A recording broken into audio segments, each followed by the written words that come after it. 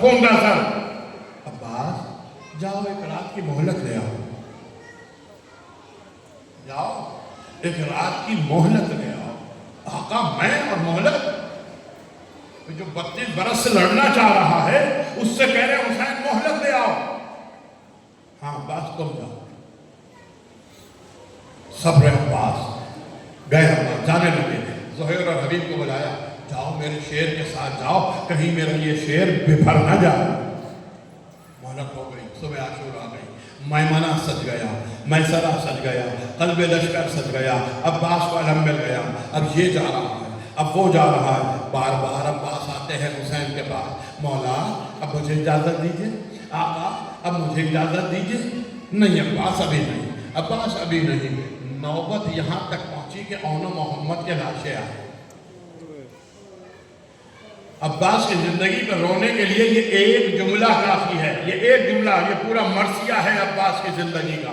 جب اون محمد کے لاشیں آئے اور حسین نے اجازت نہیں دی تو جملہ کہا عباس نے, مولا عباس کی غیرت کا امتحان کب تک لیا جائے گا؟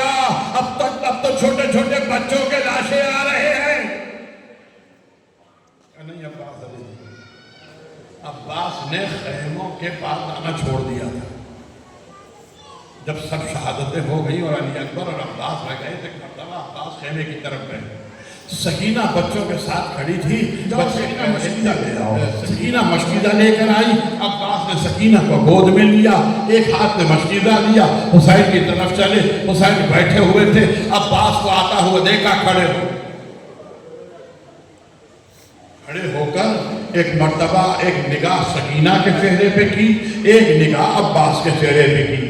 ایک جملہ سکینہ سے کہا, ایک جملہ عباس سے کہا. سکینہ سے کہا, سکینہ چچا کو بھیج تو رہی ہے لیکن نہ پانی آئے گا نہ چچا آئے گا. شاید بچی نہ سمجھی ہو.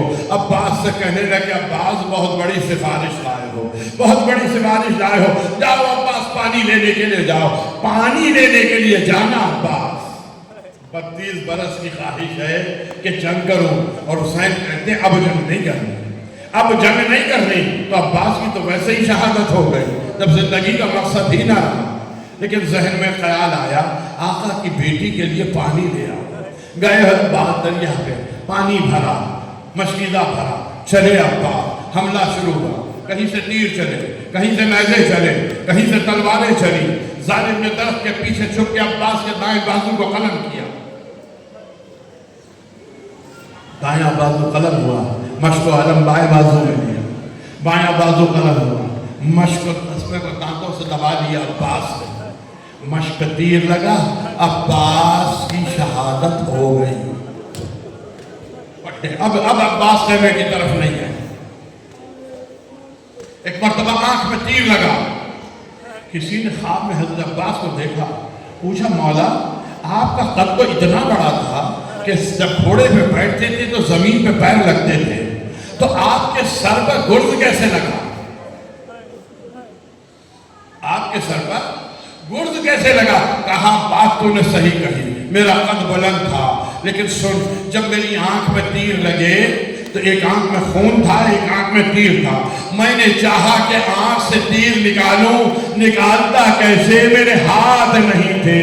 میں نے چاہا کہ سر کو جھکاؤں, گھٹنوں سے دبا کے تیر کو نکالوں. جیسے ہی میرا سر جھکا ظالم نے گرز مارا. عباس گھوڑے سے گرے, آواز دی یا آقا ہو ادرکنی. گر گئے عباس گھوڑے. حسین نے آواز سنی, کمر کو تھاما کہ الان انکسرا ظہری. عباس تمہارے بعد ہماری کمر ٹوٹ گئی. پہنچے بھائی کے پاس, قریب آئے, بھیا کیا حال ہے؟ کہا بس آقا سکینہ سے شرمندہ ہوں, سکینہ سے شرمندہ ہوں, میرے لاشے کو خیمے میں نہ لے جائیے گا. وعدہ کر کے آیا تھا پانی کا, پانی نہ لے کے گیا تو سکینہ سے شرمندگی ہوگی. حسین نے عباس کے لاشے लाशे को छोड़ा, उधर सकीना देख रही है कि चचा का अलम आ रहा है।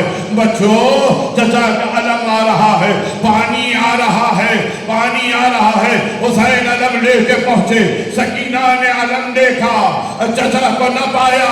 हुसैन ने अलम जमीन पे रखा, वो अलम जो लगाया था उसे भी जमीन पे लिटाया।